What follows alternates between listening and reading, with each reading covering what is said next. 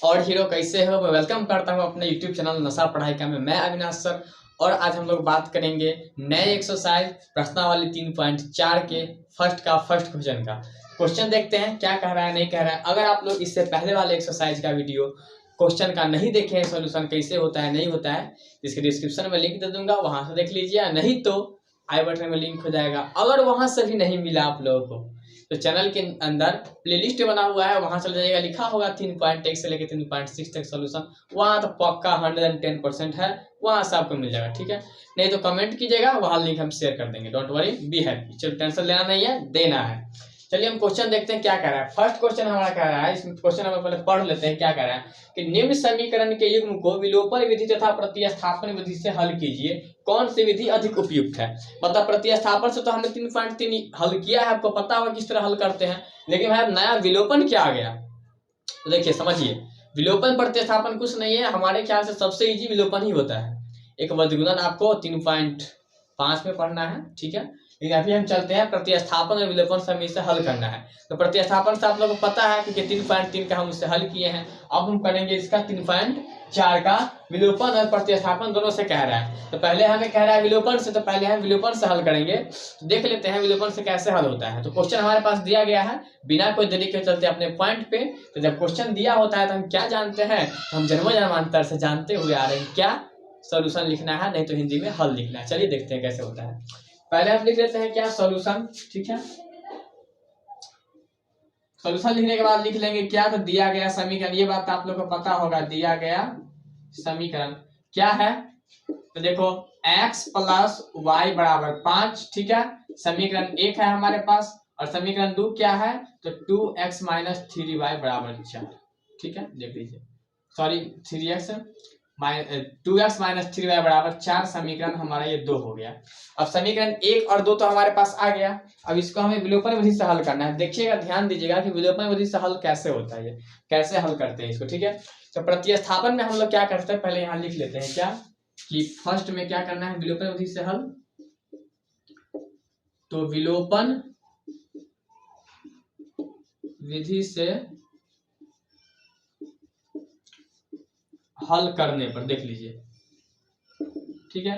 तो पहले समीकरण लिख लेते हैं, समझाते हैं आप लोग को। x प्लस वाई बराबर 5 समीकरण 1 है, और 2x माइनस 3y बराबर 4 समीकरण 2 है।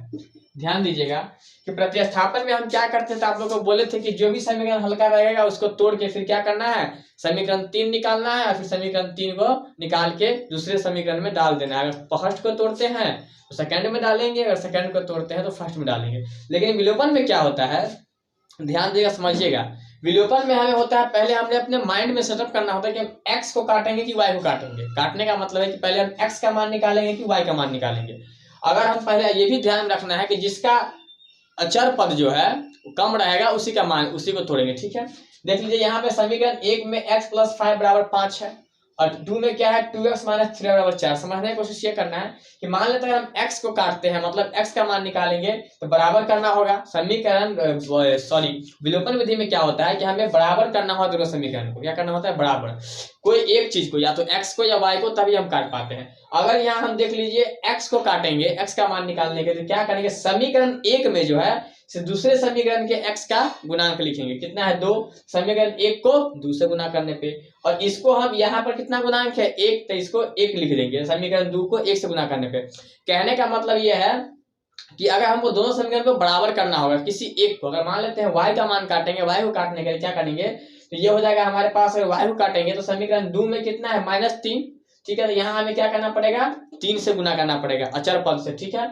इसमें तो क्या हो जाएगा 3y 3x और 5 3 15, और फिर इसको हमें कितना से गुना करना होगा, इसको y का गुणांक कितना है 1, तो 1 से, तब ना हमारा दोनों मिल रहा है। हम समझाने की कोशिश कर रहे हैं कि विलोपन विधि में क्या करना है कि हमारा x या y को किसी को मान के चलना है, लेकिन यहाँ x का मान कम है, किसी को मान लेते हैं। तो क्या लिखेंगे, देख लीजिए, एक बनाते हैं समझ में आ जाएगा। लिखेंगे क्या हम कि समीकरण 1 को तिरछा मतलब उल्टा गुना करना है, इसके गुणांक से इसमें गुना करना है, और इसके गुणांक से इसमें गुना करना है। देख लीजिए, समीकरण 1 को 2 से तथा समीकरण 2 को 1 से गुना करने पर, समीकरण 1 को 2 से तथा समीकरण 2 को 1 से गुना करने पर क्या होता है, चलिए देखते हैं, गुना करते हैं। तो यहाँ हम लिख लेंगे x प्लस वाई बराबर 5, समीकरण 1 को कितना से गुना करना है, तो 2 से 2 लिख दिए। समीकरण 2 क्या है, तो 2x माइनस 3y बराबर 4, इसको कितना से गुना करना है, तो 1 से। 1 कहाँ से है, इसका गुणांक है। अब लिखेंगे इसके नीचे क्या, देख लीजिए, अब क्या हो जाएगा, तो x को 2 के साथ गुना करेंगे तो 2x, y को तो प्लस 2y, और बराबर क्या हो जाएगा हमारे पास, यहाँ पे हो जाएगा 2y, ठीक है, बराबर 5 दूना 10। अब ये क्या है, 2x को 1 से, मतलब किसी को भी कोई भी संख्या को 1 से गुना करते हैं तो वही संख्या होता है, लिख लेंगे यहाँ 2x माइनस 3y बराबर 4, समीकरण ये हमारा हो जाएगा 3 और ये हो जाएगा 4, देख लीजिए खाली। अब हमें क्या करना है कि देख रहे हैं 2x और 2x क्या हो रहा है, मिल रहा है, इसको काटेंगे, इसका मान निकल जाएगा, काटेंगे, ठीक, कैसे, यहाँ आप लोग अगर अलजेब्रा का घटाव बनाए हुएगा, भाग बनाए हुए, तो उसमें क्या होता है, साइन चेंज होता है घटाव में, ठीक है। तो यहाँ अगर हम देखिए साइन चेंज करते हैं, ये प्लस है तो माइनस, माइनस है तो प्लस, और यह माइनस, तो जिस संख्या को हम काटेंगे, x को काटेंगे तो x का साइन कैसे कटेगा, यहाँ माइनस रहेगा, तब अगर इसको काटते तो प्लस होता, यहाँ तो नहीं लिया बराबर में, तो इसको क्या करेंगे, समीकरण 3 में से समीकरण 4 को घटाने पे, अगर इसको हम काटते तो यहाँ क्या लिखते, जोड़ने पर, यही दिमाग में लगा के चलना है। लिखेंगे यहाँ क्या, देख लीजिए कि समीकरण 3 को समीकरण 4 से घटाने पर क्या हो जाएगा, तो 2x प्लस 2y बराबर 10 और 2x माइनस 3y बराबर 4, साइन चेंज करेंगे तो ये माइनस हो जाएगा, ये प्लस हो जाएगा, ये माइनस, ये तो कट जाएगा, 2x में से 2x जाएगा, तो ठीक है।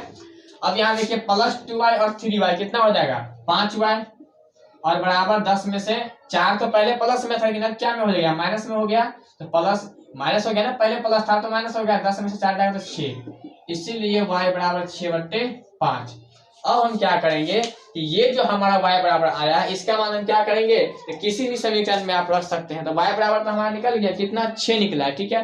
तब इसका मान हम रखते हैं क्या, कि समीकरण 1 में y बराबर 6/5 रखने पे, किसी भी समीकरण में रख सकते हैं, लेकिन हल्का में रखिएगा, समीकरण 1 में y बराबर 6/5 रखने पे, समीकरण 1 क्या है, तो x प्लस वाई बराबर 5, क्या है, x प्लस वाई बराबर 5, मतलब हमारे कहने का मतलब यह है कि जहां भी y है, y की जगह हमें क्या रख देना है, तो 6/5, ठीक है। चलिए हम रख के देखते हैं इसको,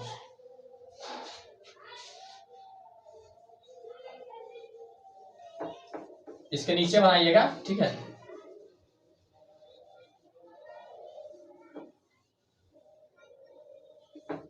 देख लीजिए हम यहाँ लिखे हैं क्या, तो समीकरण 1 में y बराबर 6/5 रखने पर, समीकरण 1 क्या था, तो x प्लस वाई बराबर 5, ठीक है। तो y की जगह 6/5 रखने पर x प्लस 6/5 बराबर 5, तो यहाँ हो जाएगा हमारे पास x बराबर 5, 6/5 उस पर जाएगा प्लस में, तो यह उस पर माइनस में हो जाएगा, ठीक है। अब यहाँ बट्टा पर घटाव कर देना है, 25 माइनस 6 बराबर क्या बच गया, इसीलिए x बराबर 25 में से 6 जाएगा, कितना बचेगा, 39, सॉरी 19, तो 19/5, ठीक है। लिख देंगे इसीलिए x बराबर 19/5 y बराबर 6/5, हमारे पास क्या हो गया, ये आंसर मिल गया हमारा। लेकिन किस विधि से मिला है, तो ये विलोपन विधि से मिला है। अब हमें इसी क्वेश्चन को प्रतिस्थापन विधि से भी बनाना है, जो कि आप लोग बनाए होइएगा 3.3 का क्वेश्चन। चलिए हम इसको बना देते हैं प्रतिस्थापन विधि से भी, और दोनों का आंसर सेम आना चाहिए, विधि अलग है लेकिन आंसर अलग नहीं होना चाहिए। क्वेश्चन का एक क्वेश्चन है तो उसका आंसर एक ही होगा, ठीक है। चलिए हम देखते हैं इसको अब प्रतिस्थापन विधि से बना के कैसे बनता है प्रतिस्थापन से। हालांकि आप लोग को आता होगा, आप लोग खुद से ही बना सकते हैं, लेकिन चलिए एक हम बना के दिखा देते हैं। अब हम लिखेंगे, तो पहला हम बनाए थे हम विलोपन विधि से, अब क्या लिखेंगे कि प्रतिस्थापन विधि से हल करने पे। चलिए तो फटाफट लिखते हैं, इस क्वेश्चन को खत्म करते हैं बना के।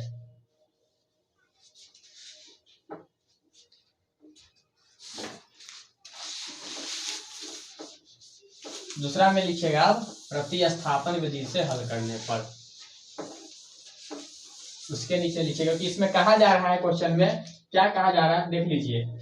समीकरण जो को पहले विलोपन विधि से हल कीजिए, फिर प्रतिस्थापन से। विलोपन से तो हमने हल कर लिया, आप लोग को पता हो गया होगा कि विलोपन से कैसे हल करते हैं। पहले बराबर करते हैं, बराबर नहीं होगा तो गुना करके बराबर कर लेंगे, अगर बराबर है तो सीधा काट खूट के मर्डर करके आंसर दे देना है।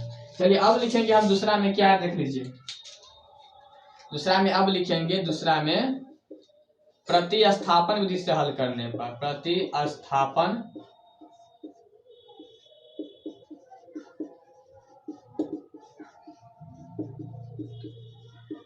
हल करने पर, ठीक है।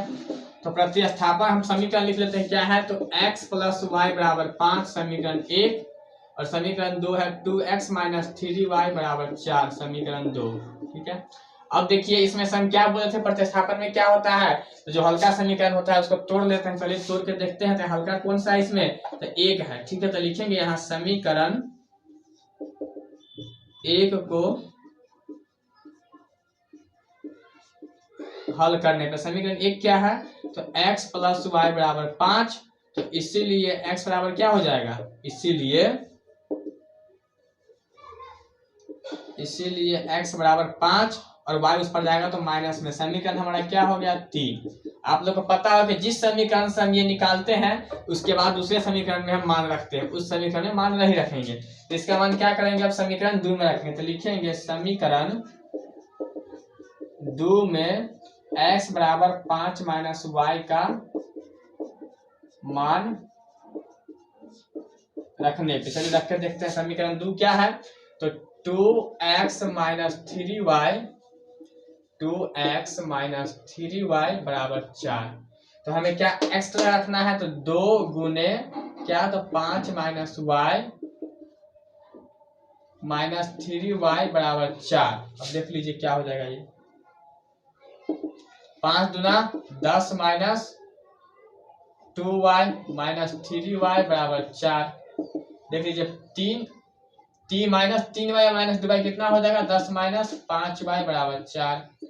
ये हो जाएगा माइनस 5y बराबर 4, और 10 से सारे प्लस में उस पर जाएगा तो माइनस में 10, तो बराबर माइनस 5y बराबर माइनस 6, ठीक है। 10 में से 4 जाएगा तो 6 बचेगा, ठीक। इसीलिए y बराबर माइनस 6 बट्टा माइनस 5, माइनस से माइनस कट गया, तो इसीलिए y बराबर 6/5। हमारा y बराबर 6/5 दोनों में सेम मिल गया है। अब इसका कहाँ रखते हैं, तो आप लोगों को पता होगा प्रतिस्थापन में कि इसका मान हम समीकरण 3 में लिखते हैं। चलिए लिखते हैं यहाँ पे क्या, समीकरण 3 में y बराबर 6/5 रखने पर समीकरण 3 क्या निकाले थे, तो x बराबर 5 माइनस वाई, तो 5 माइनस 6/y की जगह 5, यहाँ फिर वही करना है, और 6 25 माइनस 6, ठीक है। यहाँ क्या बच जाएगा हमारे पास, तो इसीलिए x बराबर 19/5, तो इसीलिए x बराबर 19/5 और y बराबर 6/5। हमारे पास क्या मिल रहा है, तो विलोपन विधि से भी आंसर सेम मिला हुआ था और प्रतिस्थापन विधि से ही सेम, क्योंकि एक क्वेश्चन का चाहे हम किसी विधि से बनाए हमारा आंसर क्या होना चाहिए, तो सेम ही मिलना चाहिए, तभी हमारा आंसर क्वेश्चन सही है। तो फिर क्या हो जाएगा, गलत हो जाएगा, कहीं ना कहीं हम फिर गलत कर रहे हैं, इसी को हमें देखना है। और आप लोग को पता हो गया होगा कि विलोपन विधि से हम कैसे क्वेश्चन को सॉल्व करते हैं, सोल्यूशन करते हैं। तो आप लोग दूसरा क्वेश्चन बनाने की कोशिश कीजिएगा, नहीं तो हम फिर अगले क्लास में मिलते हैं अगले वीडियो में इसी प्रश्नावली के 3.4 के फर्स्ट के दूसरे नंबर क्वेश्चन के साथ। तब तक के लिए आप लोग पढ़ते रहिए, मस्त रहिए, जबरदस्त रहिए और व्यस्त रहिए। तब जी भाई, थैंक्स।